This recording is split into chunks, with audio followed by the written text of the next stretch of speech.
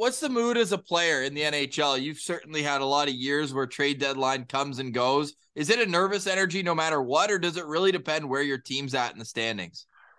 Bit of both.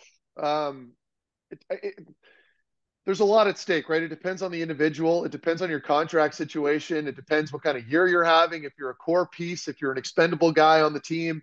But for the most part, no matter who you are, it can be nerve wracking because even if you're potentially not involved in a trade, it could be a buddy of yours. It could be a guy that you've, you know, become really good, close friends with over the last couple seasons. And you never really want to see a teammate like that leave. You don't want to see any teammates get shipped out, but particularly on a team with the dynamic that you have, there's usually little groups, right? And I don't want to call them cliques because you're friends with everybody, but you are slightly closer with certain individuals on a team. It's just the way it is, different personalities and guys that you'll probably gravitate towards on the road when you're going to dinners and stuff. So yeah, it's a very stressful time of season. And then all that is just magnified if you're paying attention to your social media or you're watching the news or listening to all of us kind of talk about it and sending off these different scenarios and trade scenarios. And you have friends and family that are following it. So they might send you a text message and bring something up that you may have been completely unaware of. So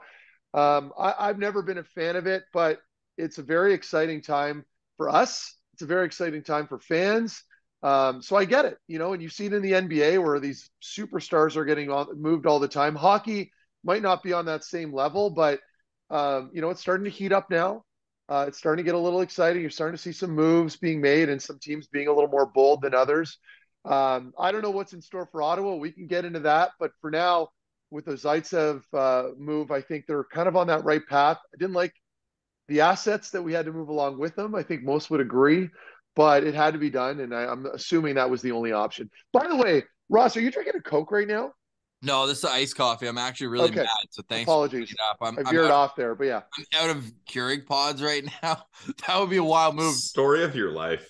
It's even an hour earlier here, so a Coke at 8 a.m. would be a tough move. So yeah, anyway, so you guys get the gist of it. Yes, it's nerve-wracking on trade deadline day or leading up. It's not fun. You go to the rink a little apprehensive. You're trying to avoid the general manager a little bit. You don't want to you want to avoid those interactions as much as you can because you think it might influence perhaps not being moved. But yeah, it's part of the game.